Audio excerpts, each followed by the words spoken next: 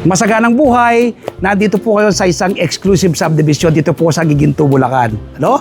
Ito pong bahay na ito na kilalagyan, pag-aari po ni RC King Macapagal. Ano? Una ko na pong na-interview si RC.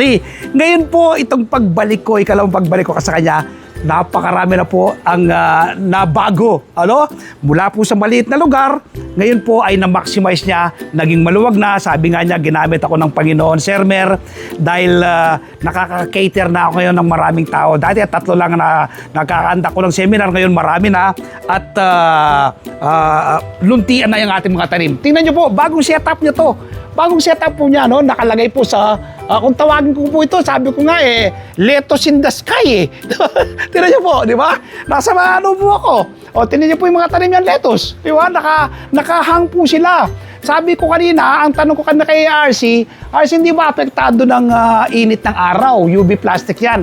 Sabi niya, Sir Mer, hindi kasi open. Open po yung kanyang lugar, no?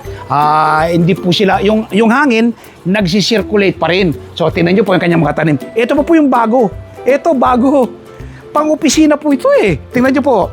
Ayan po yung kanyang water reserve. Dumadalay po dyan ng tubig. So, pwede po ito, no? Na i-set up.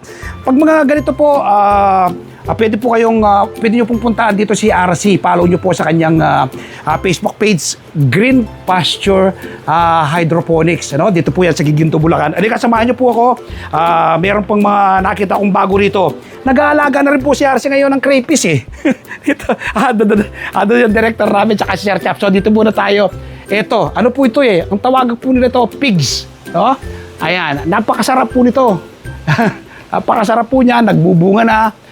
So, bagong setup din po ito. Meron din po siyang ano rito mulberry. Mulberry. Ayan po, mulberry niya. May mga may bunga nang makukuha, mulberry. Sabi ko kay RC, kung hindi ba siya apektado ng mga insekto. Sabi niya, Sir Mer, kapag mga ganyan, hindi naman. So, ayan po yung kanyang mga bagong setup. Ito, ano po siya Kapag umaten ka dito ng seminar, pwede ka na niyang i-guide kaagad. Makakuha ka ng mga produkto rito, pwede ka na kaagad magsimula. Kung gusto nyo magsimula ng Kratky, i-guide kayo ni RC. Pag gusto nyo pong magsimula ng NFT, i-guide kayo ni RC. So, ibig kong sabihin na sinakop na po ni RC. Talagang ginamit po siya ng Panginoon para papalaganapin po yung pagtatanim dito sa ating bansa. Napakarami po niyang natuturuan. Halos linggo-linggo nagkakandak po siya na libreng seminar. Libre! Umaten ka lang sa kanya. Libreng kaalaman, i-share po niya sa inyo ang knowledge.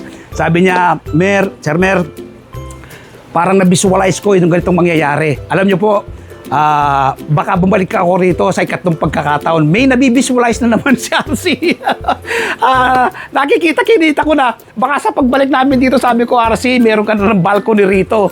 At yung setup mong ganyan, nasa balcony ka na rin, sabi niya. Yun nga napoporsi ko, Sir Mer, sabi niya. So, invite ko po kayo.